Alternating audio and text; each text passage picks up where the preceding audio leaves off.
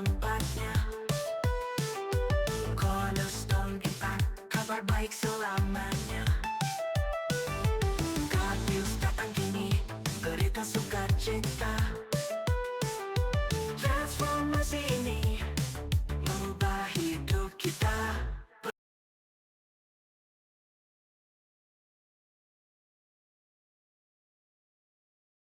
Shalom saudara sekalian yang dikasihi Tuhan. Hari ini kita berkesempatan lagi bersama-sama mempelajari firman Tuhan. Kita akan sama-sama membuka Alkitab kita yang hari ini saya ambil di dalam Mazmur nomor 8. Kita akan baca ayat 4 sampai ayat 9. Ayat 4 sampai 9. Saya akan bacakan buat saudara mulai dari ayat 4.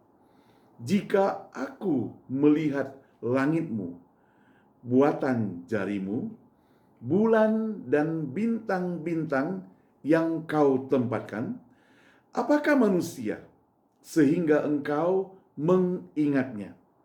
Apakah anak manusia sehingga engkau mengindahkannya? Namun engkau telah membuatnya hampir sama seperti Allah, dan telah memakotainya dengan kemuliaan dan hormat. Engkau membuat dia berkuasa atas buatan tanganmu. Segala-galanya telah kau letakkan di bawah kakinya. Kambing, domba, dan lembu sapi sekalian, juga binatang-binatang di padang, burung-burung di udara, dan ikan-ikan di laut, dan apa yang melintasi arus lautan. Sampai di sini pembacaan firman Tuhan. Berbahagia kita yang membaca, merenungkan, dan terutama mempraktekkan dalam kehidupan kita sehari-hari. Kita minta pertolongan Tuhan, berdoa sebelum kita lanjutkan perenungan firman Tuhan ini. Mari kita berdoa. Bapa kami di surga, terima kasih untuk kesempatan yang indah kami boleh bersama-sama merenungkan firman Tuhan hari ini.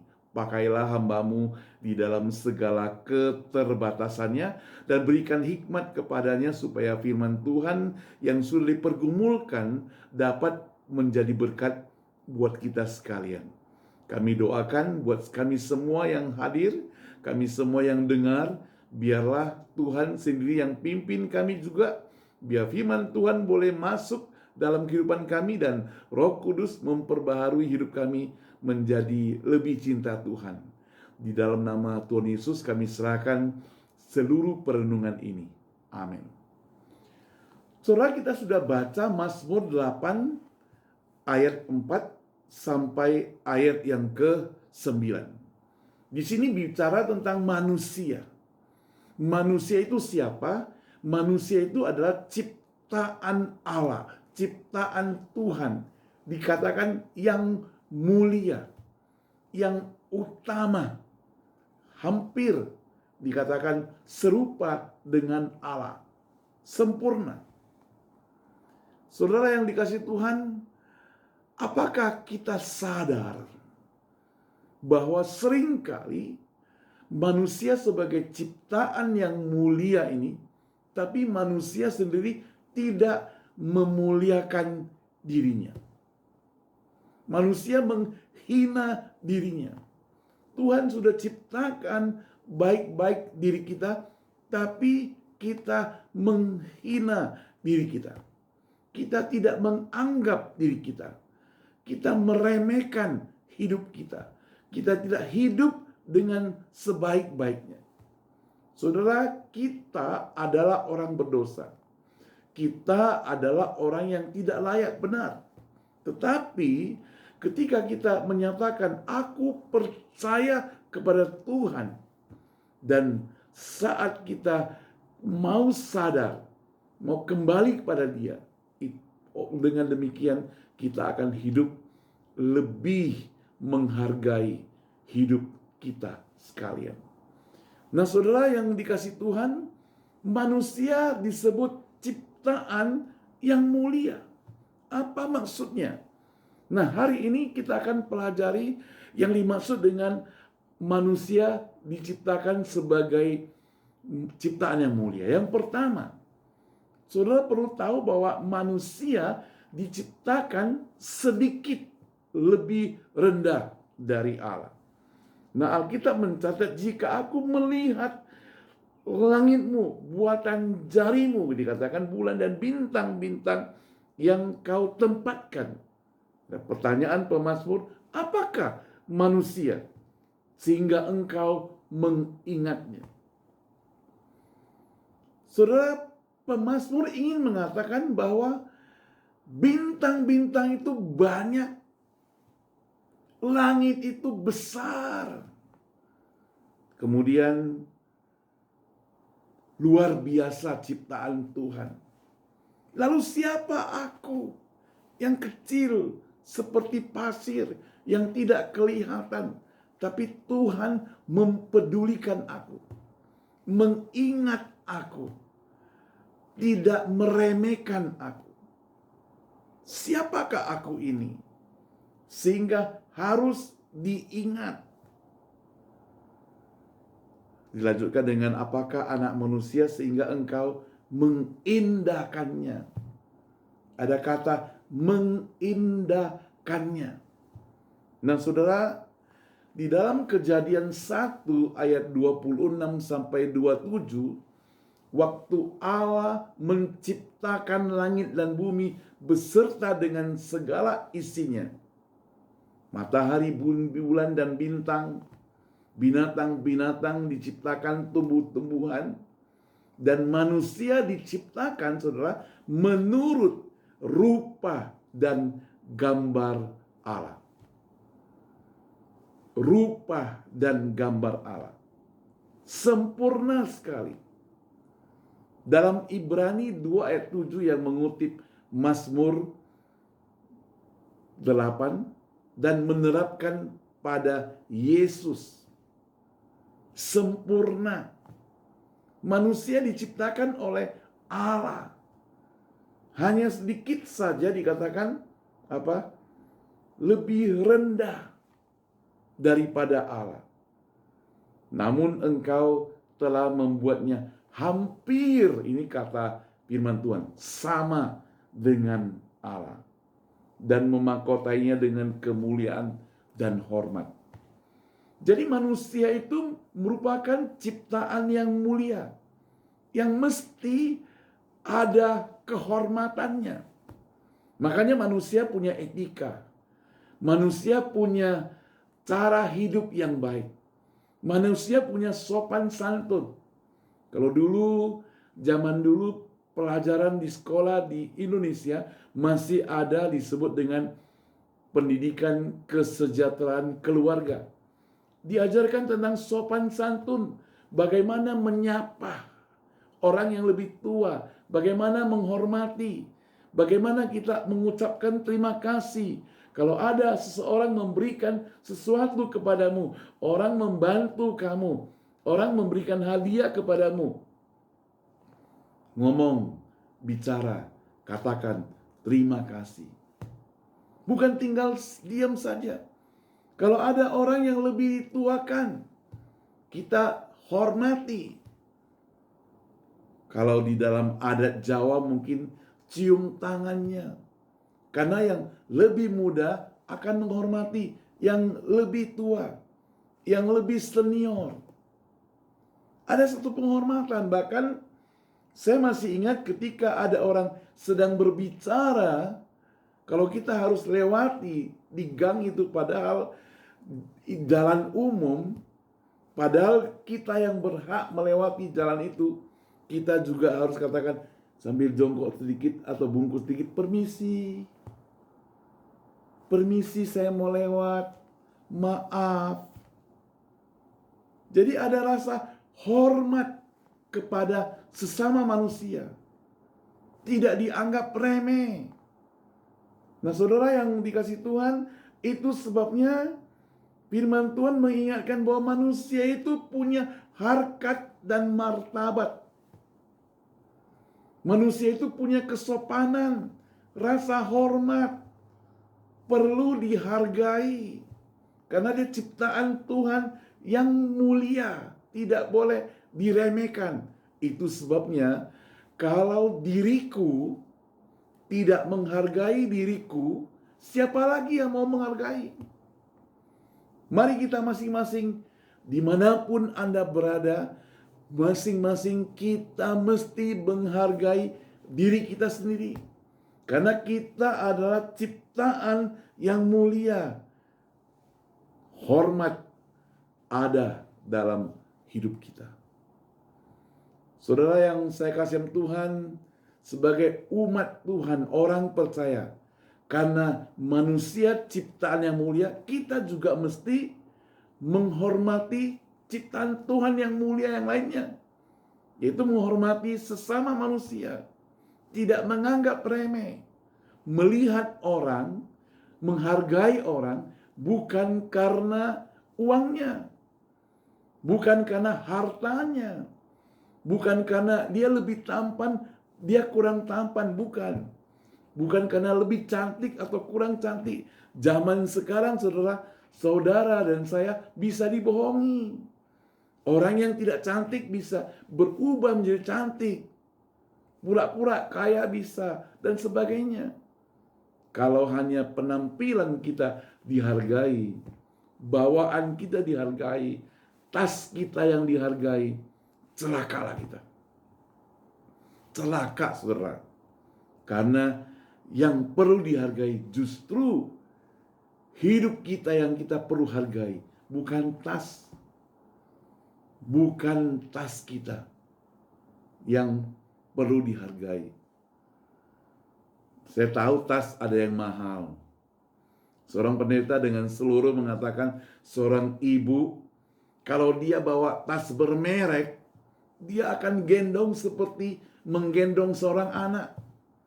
Gagangnya saja gak berani dia pegang lama-lama.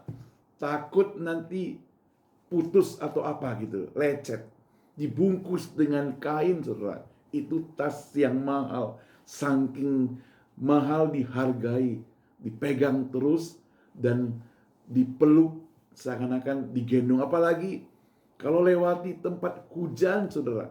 Wah, dia akan peluk erat-erat. Dia bisa saja mungkin lindungi tas itu. Tidak boleh kena air.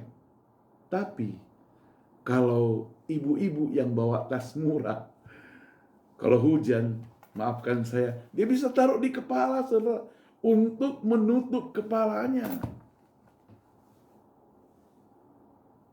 Nah, saudara yang saya katakan, saya tahu kenapa? Karena harga itu buatan manusia saja dihargai sedemikian rupa. Apalagi manusia, kita, buatan Tuhan, lebih berharga. Yang kedua, saudara, kalau tadi yang pertama, manusia diciptakan sedikit lebih rendah dari Allah, maka yang kedua, manusia diberi kuasa atas ciptaan. Di dalam Mazmur 8 ayat 6, kalau kita baca nanti ayat sampai 8, saya lanjutkan. Namun engkau telah membuatnya hampir sama seperti Allah dan telah memakotainya dengan kemuliaan dan hormat. Ayat 7, engkau membuat dia berkuasa atas buatan tanganmu. Segala-galanya telah kau letakkan di bawah kakinya. Engkau membuatnya berkuasa. Kalau kita kembali lagi dalam masa-masa penciptaan Allah, misalnya Kejadian 1 ayat 28, Allah memberi mandat kepada umatnya untuk menguasai, berkuasa terhadap semua ciptaannya. Jadi manusia yang mengatur. Manusia sebagai manajernya, dia lebih tinggi, dia yang atur. Segala ciptaan Tuhan, dia yang urus. Saudara yang saya kasih yang Tuhan, itu sebabnya maka dikatakan manusia punya hak. Manusia ada kuasa terhadap ciptaan lainnya. Dengan demikian, kalau hari ini ada manusia yang menganggap ciptaan lainnya lebih tinggi, salah. Datang kepada pohon, menganggap pohon lebih tinggi, pohon ada dewanya, dia sembah kepada pohon. Itu prinsip konsep yang salah. Demikian juga dewa matahari, dewa bulan. Manusia lebih tinggi karena manusia sebagai ciptaan yang mulia, yang tertinggi, yang menguasai. Batu besar. Jangan jadikan semua itu menjadi berhala. Karena apa? Karena manusia yang lebih berkuasa atas ciptaan-ciptaan itu, yang mengatur. Dengan demikian berbicara tentang manusia diberi kuasa itu berarti manusia hanya perlu menyembah kepada Tuhan Allah. Karena manusia sudah berdosa, maka putus hubungan dengan Allah. Tuhan Allah mengasihi kita karena kita ciptaan yang mulia itu. Kirim Yesus, anaknya yang tunggal, yang tidak berdosa, mati di atas kayu salib, menggantikan kita yang berdosa yang semestinya dihukum, menjadi tidak dihukum. Maka dengan perantaran Yesus, kita sembah kepada Tuhan. Bukan kepada benda-benda. Itu sebabnya maka waktu umat Israel membuat lembu emas, Allah marah. Karena itu penyembahan kepada berhala. Saudara yang dikasih Tuhan, mari kita adalah ciptaan Tuhan yang mulia, yang berkuasa atas ciptaan lainnya. Itu perlu diingat. Jangan sampai lupa, apalagi kita sudah dimenangkan, sudah dibebaskan oleh Tuhan Yesus. Yang ketiga, saudara. Kalau tadi yang pertama dikatakan manusia diciptakan sedikit lebih rendah dari Allah. Kedua, manusia diberi kuasa atas ciptaan lain. Maka ketiga, keagungan nama Tuhan terpancar melalui ciptaannya. Ayat 9 mencatat demikian. Ya Tuhan, Tuhan kami, betapa mulianya namamu di seluruh bumi. Kembali kepada tema kita, manusia ciptaan yang mulia. Hanya manusia ciptaan yang mulia yang dapat menyembah kepada Tuhan, mengungkapkan rasa syukur terima kasih kepada Dia yang menciptakan kita, memuji keagungan nama Tuhan. Saudara yang dikasih Tuhan, dalam Roma 1 ayat 20, saya buka untuk saudara Roma 1 ayat 20, bacakan. Sebab apa yang tidak nampak daripadanya, yaitu kekuatannya yang kekal dan keahliannya, keilahiannya, dapat nampak pada pikiran dan karyanya sejak dunia diciptakan, sehingga mereka dapat berdalih. Nah, di sini dijelaskan bahwa sifat-sifat Allah tidak kelihatan, dapat dipahami daripada apa yang diciptakan. Sifat Allah itu bisa kita lihat. Siapa Allah itu bisa kita lihat sebagai seorang manusia daripada ciptaannya. Bahwa Allah itu maha kuasa Dia menciptakan bumi, menciptakan suara gemuruh dan sebagainya, gempa dan sebagainya. Kuasa Allah begitu luar biasa, terpancar melalui ciptaannya, keagungannya. Melihat bahwa ada pemandangan yang indah, lautan yang luas, bumi yang luar biasa, dan manusia diberikan akal pikiran untuk belajar, untuk berkreasi, kreatif, dan membuat segala sesuatu yang lebih canggih dan lebih canggih lagi. Ini terpancar bahwa Allah yang kita sembah adalah Allah kreatif, ciptaan pencipta yang luar biasa, saudara. Dan semuanya yang ada di dunia ini diciptakan oleh Tuhan atas kehendak Allah. Apa makna rohaninya, saudara, yang bisa kita pelajari?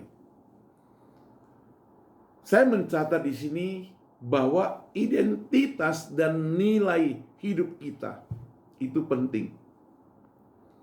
Setiap kita berjalan, setiap kita ada dalam pertemuan, setiap kita ada di kantor, setiap kita bekerja, setiap kita melayani baik sebagai dokter atau sebagai insinyur membangun dan sebagainya, apapun profesi kita, kita harus memahami bahwa kita ini adalah ciptaan Tuhan yang berharga, yang bernilai.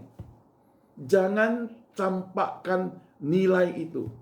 Jangan menjual diri kita demi sesuap nasi, demi uang, demi nama baik, atau demi pangkat dan sebagainya. Jangan merusak iman kita, karena identitas kita jelas, bernilai. Kita perlu memahami bahwa kita benar-benar ciptaan yang berharga di hadapan Tuhan. Tadi kita sudah singgung di Alkitab, hanya sedikit saja lebih rendah daripada Allah. Dan ini merupakan cita rasa, identitas, ciri khas dari nilai seorang manusia. Bahwa manusia itu punya nilai dalam kehidupannya. Tuhan tidak sembarang menempatkan manusia di dunia ini. Ada maksudnya untuk memuji Dia, memuliakan Dia.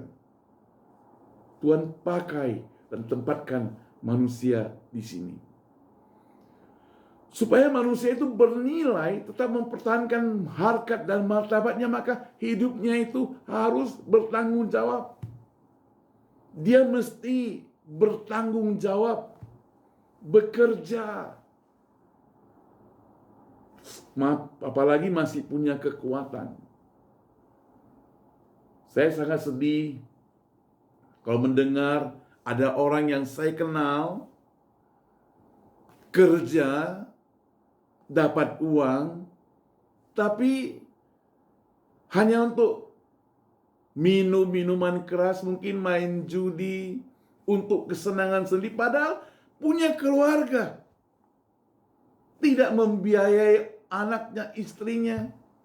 Mereka perlu sekolah, mereka perlu makan dan sebagainya. Itu berarti dia tidak bertanggung jawab dalam hidupnya. Semiskin apapun, kita mesti bertanggung jawab. Artinya apa? Kalau kamu dan saya merasa miskin, ya jangan hambur-hamburkan uang itu. Bekerja ya semaksimal mungkin, makan ya semaksimal mungkin. Apa yang ada pada kita. Bukan maksudnya harus pesta pora, bukan. Saudara, tanggung jawab itu penting. Bukan untuk menghambur-hamburkan. Itu salah satu bentuk hidup praktisnya. Maka dengan kuasa yang diberikan kepada kita atas ciptaan lain juga, kita juga memiliki tanggung jawab untuk menjaga, ditambah lagi mengelola bumi dan sumber dayanya dengan bijaksana.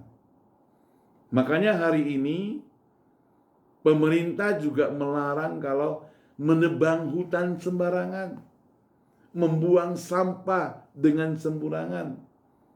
Zaman sekarang ada yang disebut dengan go green. Jadi sampah-sampah itu dipilah, dicampur karena ada sampah plastik yang tidak bisa yang tidak bisa hancur dalam ratusan tahun. Jadi perlu kita jaga supaya masa depan makhluk hidup keturunan kita, mereka tidak sengsara. Buang sampah tidak sembarangan yang bisa menutup got atau selokan atau sungai tersumbat dan sebagainya yang bisa banjir. Itu semuanya merupakan bentuk tanggung jawab daripada kita sebagai anak Tuhan, sebagai orang yang ciptaan mulia, yang punya pikiran. Sebab hanya ciptaan yang mulia itu punya pikiran. Tujuannya apa, saudara? Tujuan daripada Allah terhadap kita manusia, kita diciptakan untuk memuliakan Dia. Jadi kehidupan kita harus mencerminkan keagungan namanya. Orang melihat kita sebagai umat percaya, orang memandang kita sebagai anak Tuhan, bukan menjadi jatuh. Ngapain ketemu dia? Toh dia itu hidupnya gak baik-baik. Dia itu penipu. Saya gak mau bergaul dengan dia. Dia pemabuk. Cuma minggu saja ke gereja. Bukan begitu. Tapi kehadiran kita mencerminkan keagungan Tuhan. Kehadiran kita walaupun tanpa membagi-bagi uang, orang merasa nyaman karena mulut kita berkata-kata tentang firman Tuhan yang membuat orang nyaman.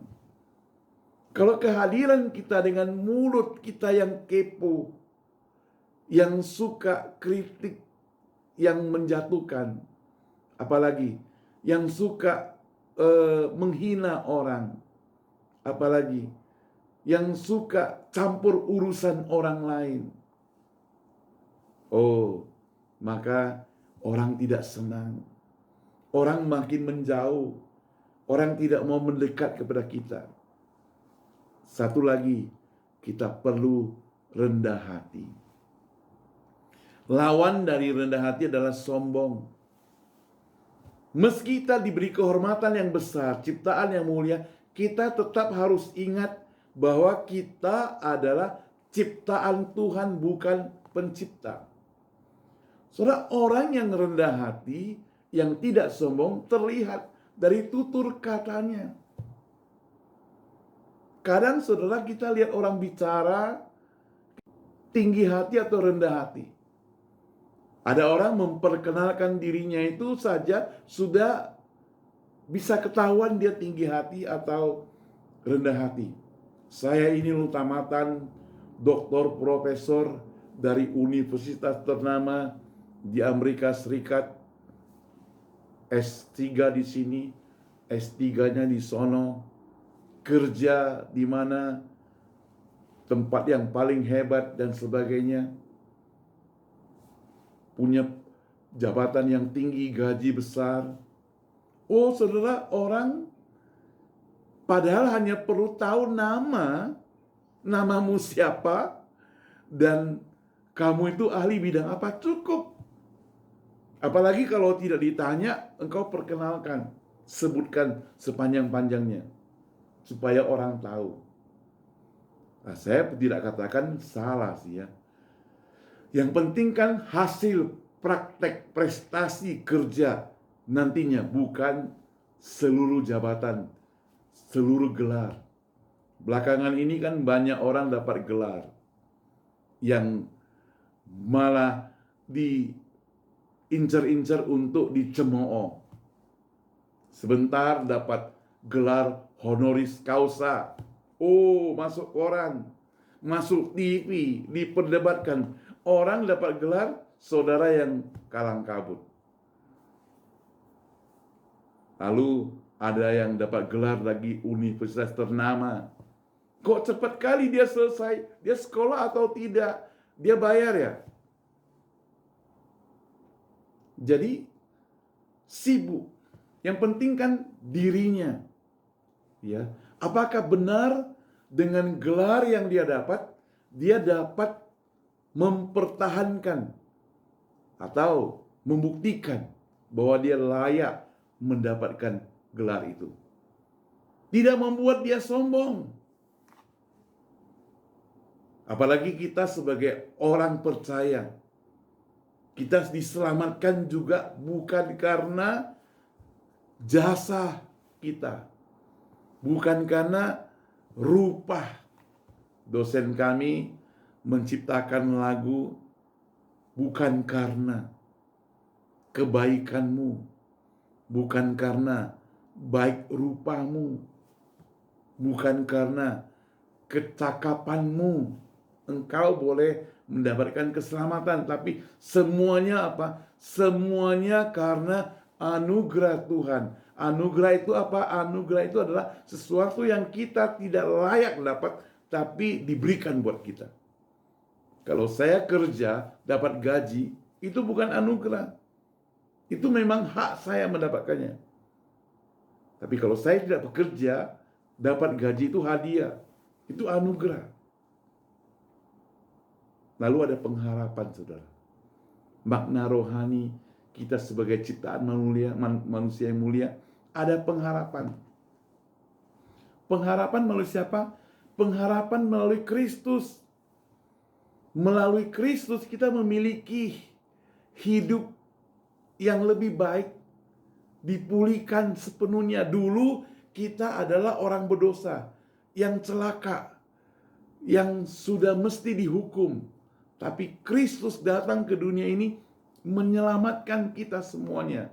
Karena kita ciptaan yang mulia. Asal kita percaya, mau serahkan hidup kita kepada Dia, dan kita menerima Dia sebagai juru selamat, Dia akan menyucikan hidup kita, membebaskan kita. So, sebagai ciptaan yang mulia, apa yang mesti saya lakukan? Apa yang mesti Anda lakukan?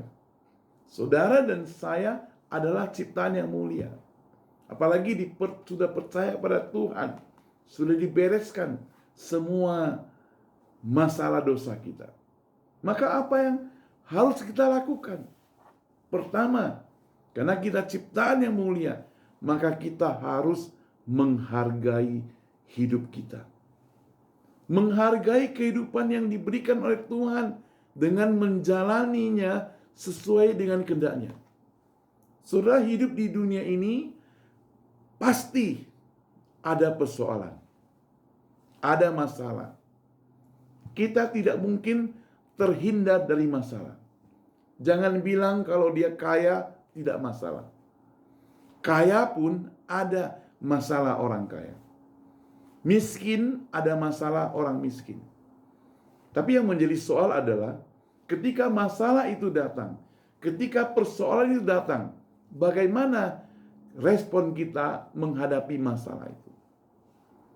Belakangan di Indonesia, di Surabaya, ada seorang anak pendeta bunuh diri lompat dari sekolahnya. Ada persoalan tentunya dalam hidupnya. Mengapa? Ya, mungkin dia juga belajar firman Tuhan. Tapi hanya satu hal, mungkin lupa menyerahkan hidup kepada Tuhan ketika persoalan itu datang. Ketika persoalan datang, kita butuh orang yang lebih kuat, orang yang lebih rohani, orang yang bisa mendukung, support kita. Kita bisa share, jangan pendam sendiri. Kalau pendam sendiri, nangis sendiri, stres sendiri, masalah makin banyak. Ceritakan kepada orang-orang yang bisa dipercaya. supaya dia bisa mendoakan paling sedikit. Zaman sekarang bisa timbul masalah, apalagi habis COVID, pekerjaan tidak ada, stres dengan keuangan, ya pinjam sana sini.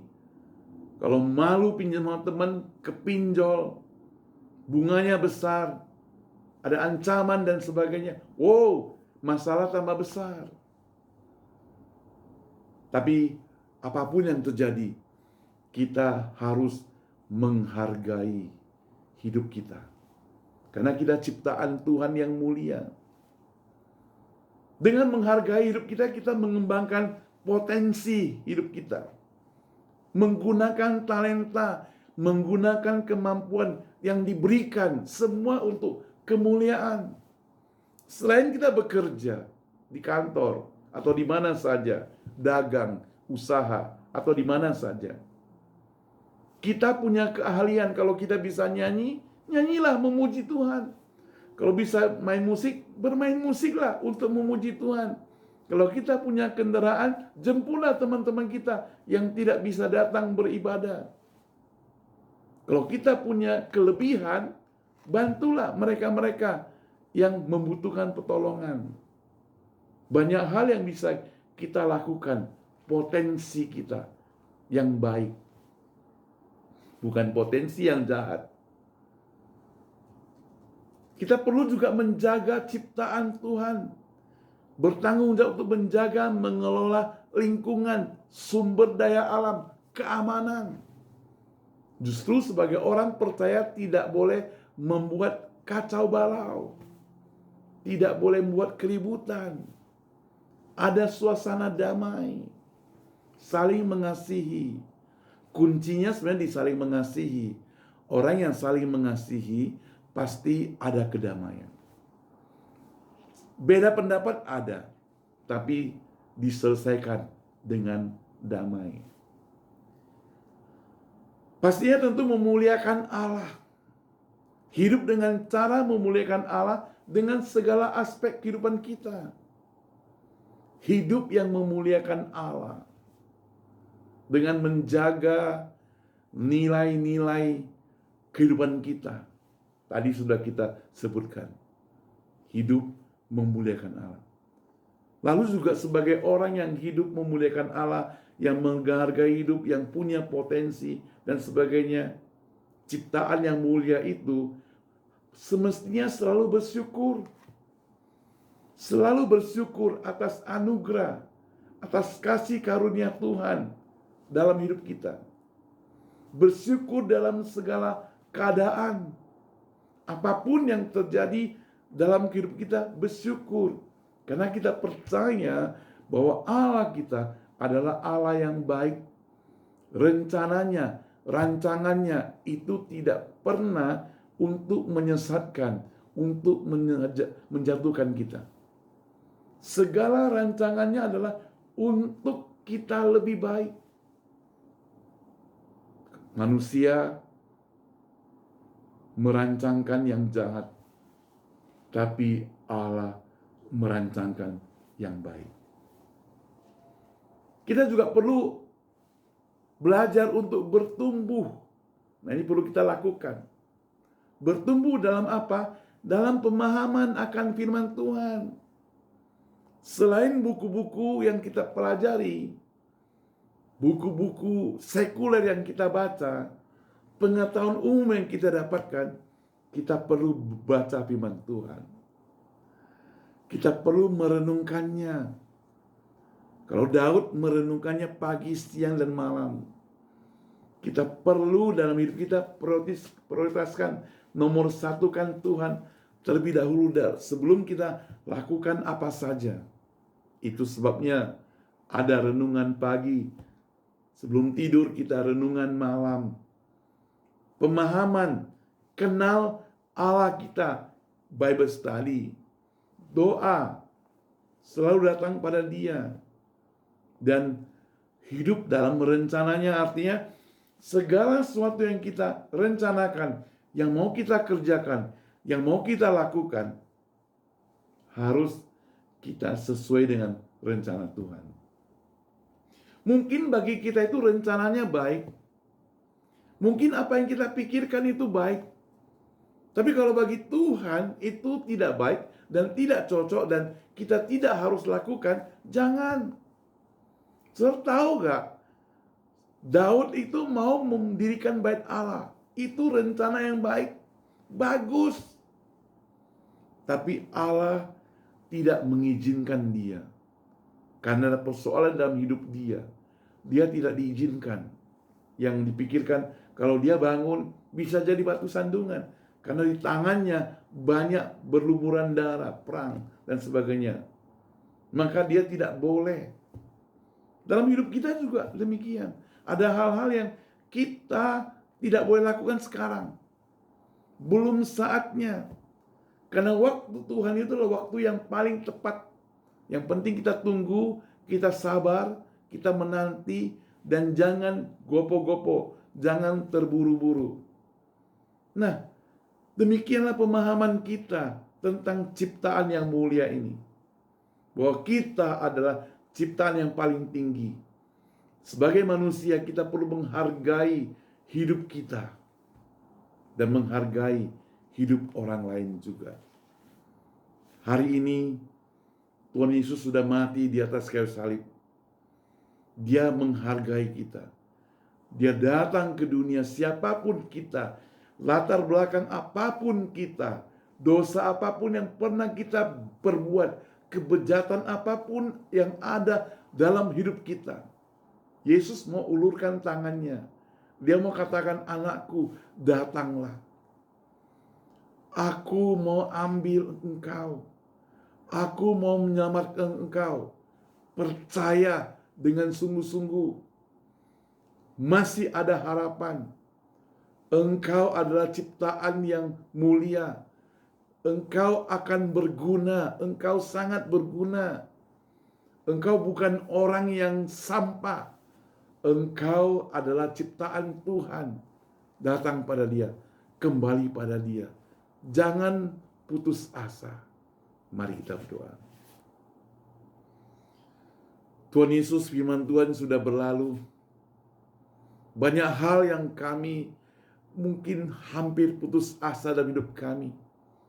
Kami tidak punya keahlian, kami tidak pintar, tidak pandai, tidak kaya, tidak berpendidikan, banyak masalah, tidak baik-baik saja, banyak persoalan, kami tidak suci. Ampuni kami Tuhan. Sucikan kami Tuhan. Angkat harkat martabat kami kembali Tuhan. Dan kami percaya karena Engkau adalah Allah yang mengasihi. Anak-Mu yang tunggal saja Engkau rela supaya Dia mati di atas kayu salib menggantikan kami. Pastilah Engkau begitu sayang pada kami. Terima kasih Tuhan. Terima kasih Tuhan. Tuhan, setiap orang yang mendengar firman Tuhan ini, dimanapun mereka berada, mereka adalah ciptaan yang mulia. Tidak kebetulan mereka mendengarnya. Tidak kebetulan mereka bersama-sama merenungkan firman Tuhan ini. Kami mau hidup kami tidak sia-sia Tuhan selama ada di dunia ini. Selalu jadi berkat bagi orang lain. Dalam nama Tuhan Yesus kami berdoa. Amin. Terima kasih.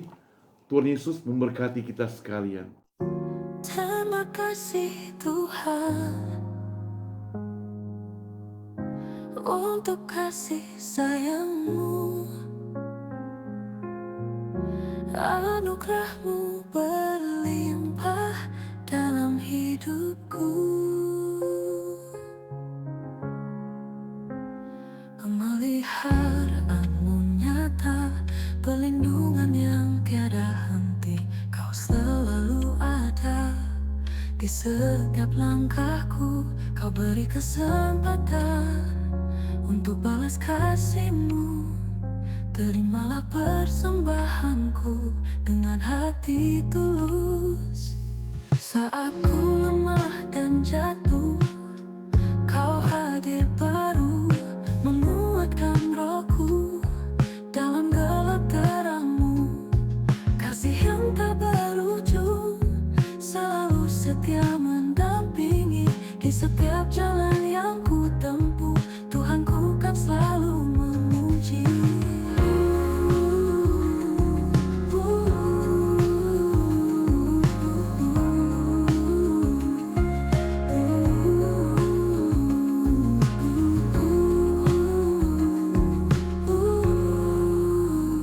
Pemeliharaanmu nyata, perlindungan yang tiada henti.